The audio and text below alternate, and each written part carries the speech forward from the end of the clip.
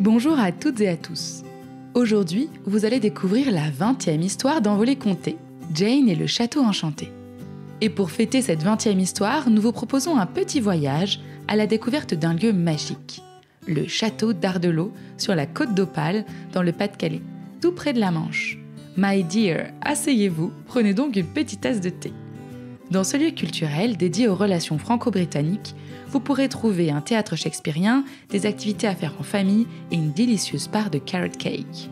Mais aujourd'hui, ce sont ces 3 hectares de jardin anglais qui nous intéressent, car ces jardins sont situés juste à côté de la réserve naturelle régionale du Marais de Condette. Oiseaux, fleurs et amphibiens y sont traités en majesté. Ce qui ne vous empêchera pas de pique-niquer sur la pelouse ou de vous perdre dans les bosquets, car les jardins à l'anglaise sont faits pour être explorés. Si le cœur vous en dit, des chantiers nature sont même organisés au sein des jardins. Pour en savoir plus sur le château et ses jardins, rendez-vous sur www.château-ardelot.fr. Je vous laisse maintenant partir à la rencontre de Jane. Bonne écoute!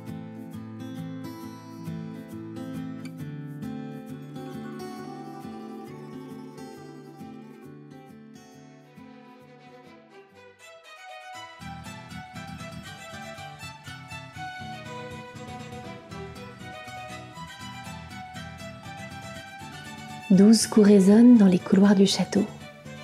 12 coups d'horloge et les mystères s'enchaînent. Dans le jardin, les roses endormies n'ont jamais semblé si belles. Mais quelque chose se réveille quand sonne la grande horloge.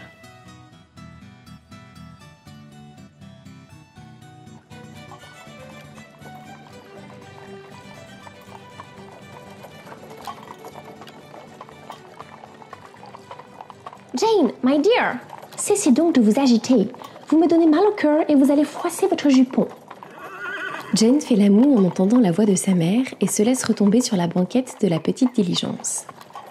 Elle aimerait bien sortir et s'asseoir à côté du cocher, ou même juste se pencher par la fenêtre pour pouvoir observer le paysage, les arbres qui se balancent dans le vent, les oiseaux qui chantent le printemps, et peut-être même la mer au loin. Mais au lieu de ça, elle est obligée de rester assise bien droite sur cette banquette de velours violet, à écouter le bruit monotone des sabots des chevaux sur le chemin. En parlant de mal au cœur, cette traversée a été plutôt mouvementée, n'est-ce pas? Observe Lord Clark dans un sourire. J'ai comme l'impression d'avoir mangé un peu trop de pudding. Jane sourit en se rappelant la tête de son père quelques heures plus tôt. Il était accroché au bastingage du bateau avec un teint de brocoli. C'était la première fois que Jane prenait le bateau pour traverser la Manche et rejoindre la France. Et elle a adoré la traversée. Les embruns qui emmêlaient ses cheveux, le vent qui s'engouffrait dans sa robe et qui tirait sur les nœuds. Une impression de liberté qu'elle n'avait jamais ressentie auparavant. Elle est heureuse d'avoir quitté Londres, son brouillard et ses ruelles sombres pour venir passer l'été en France au bord de l'océan. Elle a hâte de découvrir le mystérieux château que ses parents ont acheté il y a quelques mois. Une très bonne affaire, avait dit Lord Clark. Et puis surtout, elle espère que l'air pur de la mer pourra redonner des forces à Edward, son grand frère. La traversée a été particulièrement dure pour lui, et il dort à demi couché sur la banquette en face de Jane. Son visage est si pâle qu'on dirait qu'il a été trempé dans la cire d'une bougie. Voilà déjà 2 ans qu'il est tombé malade, et rien ne semble pouvoir le guérir. Les docteurs les plus réputés du pays se sont rendus à son chevet, lui ont administré cachets et potions, onguents et cataplasmes, mais rien n'y a fait. Il reste allongé toute la journée dans son grand lit blanc à regarder un coin de ciel par la fenêtre. Jane donnerait tout ce qu'elle a pour le voir sortir de ce lit, courir, danser, monter à cheval, peindre. La voix du cocher se fait entendre soudain. « Oh, tout doux là !» Et la diligence ralentit. Jane n'y tient plus, elle se penche par la fenêtre. « Je le vois! Je vois le château! On est arrivé !» s'écrie-t-elle en ouvrant grand la porte de la diligence et en sautant par terre. « Oula, mademoiselle Jane, faites attention! Les chevaux ne sont même pas encore arrêtés !» La réprimande gentiment le cocher. Mais Jane est déjà en train de courir en direction des jardins du château. Elle passe devant une petite fontaine qui chantonne, un grand parterre de roses blanches et rouges, et elle lève les yeux. Devant elle se dresse un immense édifice en pierre blanche et aux multiples tours crénelées. Sur le perron, devant le château, les valets, les servantes, les cuisiniers et les cuisinières attendent l'arrivée des Clark. William, le majordome, et Mary, la gouvernante, sont arrivés il y a plusieurs jours et ont tout orchestré pour que le château soit prêt. Quelle mascarade! Les pauvres! On dirait qu'ils nous attendent depuis des heures en plein soleil. Observe Jane. Par contre, papa et maman avaient raison. Le château est vraiment grand. Il y a même un labyrinthe. Remarque-t-elle en découvrant des allées bordées de buis qui s'enfoncent dans le jardin. Jane, venez ici! L'appelle sa mère. Mais Jane se sent comme irrésistiblement attirée par le labyrinthe. J'ai bien le temps d'aller voir les tapisseries et les boiseries. Elles ne vont pas s'envoler. Pense Jane en hochant les épaules. Et elle s'engouffre dans la première allée du labyrinthe. Jane! S'offusque la voix de Lady Clark au loin.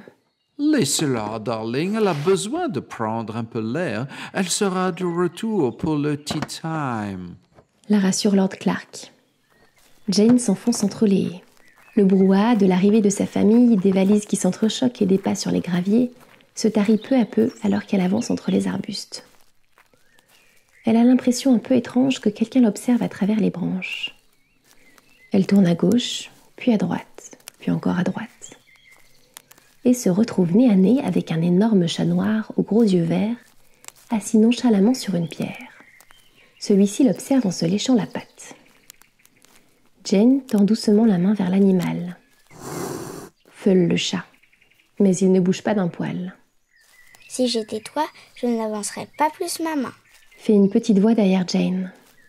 Elle se retourne dans un sursaut. Une petite fille du même âge qu'elle se tient à quelques pas, les mains dans les poches. Ses cheveux bruns sont coupés courts et sa robe de coton est remontée sur ses genoux. Jane se sent tout à coup tout engoncée dans son jupon qui lui tombe sur les chevilles. La petite fille brune prend le chat dans ses bras et lui caresse le menton. Celui-ci plisse les yeux. « Comment tu t'appelles ?» lui demande la petite fille. Jane. Et toi ? Elsa. Est-ce que tu es la fille des nouveaux propriétaires du château ? Interroge Elsa en observant la robe en soie et les souliers bien lustrés de Jane. Oui, on vient juste d'arriver. Est-ce que c'est ton chat ? Demande Jane en désignant le félin dans les bras d'Elsa. Oui, enfin non, pas vraiment. Il s'appelle Onyx. Il vit dans le parc du château depuis des années. Il appartenait à la famille du marquis de la Bautelière, mais il est resté quand ils sont partis. C'était les anciens propriétaires ? Oui, mais d'il y a presque 7 ans. Depuis, il y a eu le marquis de Vignoles, la comtesse de Rocheboire, les Beaulieu, et puis vous qui venez d'Angleterre. Attends, tu veux dire que nous sommes les 4e propriétaires en 7 ans ? Demande Jane interloquée. Elsa hoche la tête et une drôle d'expression passe sur son visage. Jane a l'impression qu'elle connaît beaucoup de choses à propos du château. Elle interroge Elsa du regard. Les gens ne restent jamais très longtemps dans le château. Parfois, quelques mois. Au mieux, 1 ou 2 ans. Ah bon ? Et pourquoi ? Il se passe des choses étranges ici. On raconte même que le château est hanté dans les environs. Souffle Elsa. Onyx laisse échapper un miaulement rauque. Jane lève les yeux au ciel. Elle ne croit pas aux fantômes. Est-ce que tu as connu tous les propriétaires ? Oui, j'habite ici depuis que je suis née. La petite maison au fond des jardins. Mon père est le jardinier du château. Oh, j'aime beaucoup les jardins. Est-ce que tu pourras me faire visiter ? Oh oui, et aussi les alentours. Il y a une grande forêt juste derrière le château qui s'étend jusqu'à la plage. Et peut-être que tu ne pourras pas quitter l'enceinte du château. Souvent, les filles n'ont pas le droit de sortir. Bien sûr que si. Répond Jane fièrement. Moi, je fais ce que je veux. Elsa sourit et Jane lui rend son sourire. Elle a l'impression de s'être déjà fait une amie. Une légère brise souffle dans les allées du labyrinthe et un pétale de rose rouge vient s'accrocher à la robe de Jane. Je ferais mieux de rejoindre le château. Ça doit être l'heure du thé. Je te raccompagne si tu veux. Propose Elsa. Elle pose Onyx par terre et se met à courir gaiement entre les allées. Sa robe qu'elle a remontée et attachée au-dessus de ses genoux lui permet d'être agile et rapide. Jane la suit tant bien que mal. Elles arrivent devant le château. Rejoins-moi demain matin à l'entrée du labyrinthe. Je te ferai visiter les jardins. Sourit Elsa. Puis elle disparaît derrière un gros massif de fleurs jaunes. Jane monte une volée de marche et pénètre dans l'entrée du château. Il fait sombre et ses yeux mettent quelques secondes à s'habituer à l'obscurité. Une grande tapisserie vert bouteille s'étale devant elle et sur un petit guéridon trône un gigantesque bouquet de roses. Je les préfère bien vivantes sous le soleil des jardins, songe Jane en passant devant les fleurs. Alors qu'elle avance dans un long corridor, une voix grave la fait se retourner. Miss Clark, vos parents prennent le thé au salon. Peut-être souhaiteriez-vous les y rejoindre? C'est William, le majordome, dans son costume noir et blanc. Il sort de derrière une porte et s'efface pour la laisser passer. Il est aussi engoncé dans ce costume que les pauvres fleurs dans le vase, pense Jane en frôlant le majordome. Son père et sa mère sont assis sur un grand canapé jaune au milieu de la pièce et savourent de petits gâteaux couverts de crème. 3 tasses de thé fumantes sont disposées sur une petite table en bois sculpté. « Jane, my dear, nous ne vous attendions plus. » soupire Lady Clark. Je suis certain que Jane a fait de grandes découvertes dans le jardin. Sourit Lord Clark en soufflant sur sa tasse de thé. Très certainement, Répond Jane en attrapant un petit gâteau. Figurez-vous, très chers parents, que ce château est hanté. Lance-t-elle avec malice. Lord Clark recrache immédiatement sa gorgée de thé et Lady Clark pince les lèvres. Comment ça, hanté? You mean hunted? S'inquiète son père en s'essuyant les lèvres dans son mouchoir. Tout à fait, ce sont les bruits qui courent dans les environs. Répond Jane en s'efforçant de ne pas sourire. Je le savais. À ce prix-là, il y avait forcément quelque chose de louche. S'écrie Lord Clark d'une voix suraiguë. Allons, calmez-vous, my lord. Les fantômes n'existent que dans les esprits de ceux qui les inventent. Le sermonne sèchement Lady Clark. Jane réprime un petit rire. Soudain, ses yeux se posent sur une grande horloge tout au fond du salon. Le bois sombre et les étranges moulures qui se dressent à son sommet la font paraître immense dans l'ombre, comme si elle dominait entièrement la pièce. Mais ce n'est pas ce qui retient l'attention de Jane. L'horloge affiche 12h moins 2 minutes. Jane jette un coup d'œil à la montre à gousset accrochée au veston de son père. Il est 16h20. Elle se lève et se rapproche du majordome. « William, murmure-t-elle pour ne pas l'embarrasser devant ses parents. Vous avez oublié de remettre cette horloge à l'heure. » À ces mots, le majordome devient tout pâle et ses lèvres se mettent à trembler légèrement. « Ce n'est pas bien grave. » Essaye de le réconforter Jane. Non, ce n'est pas ça. C'est juste que je viens de la remettre à l'heure avant que vos parents ne viennent pour boire du thé il y a à peine 20 minutes. Et c'est comme ça depuis que je suis arrivé la semaine dernière. Elle ne cesse de se dérégler. Je ne comprends pas pourquoi. Lui répond William d'une voix étranglée. À cet instant, le carillon de l'horloge se met à sonner. Un bruit lugubre remplit le salon. Les 12 coups résonnent et font trembler les murs. Jane tend l'oreille. D'autres sons semblent tout à coup se mêler au bruit de l'horloge. Quelques notes de piano, une boîte à musique. Le soleil illumine toujours les jardins derrière les fenêtres, mais un grand froid semble être tombé sur le château. Jane frissonne. Elle a comme l'impression que sa nouvelle demeure lui réserve bien des surprises.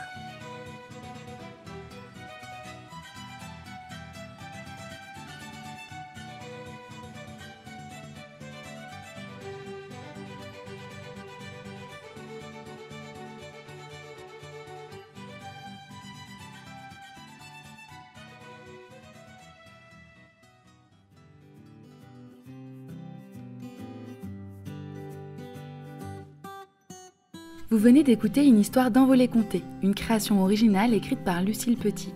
Pour nous soutenir, mettez-nous 5 étoiles sur Apple Podcast et retrouvez-nous sur Instagram à @envoléconté. À très vite!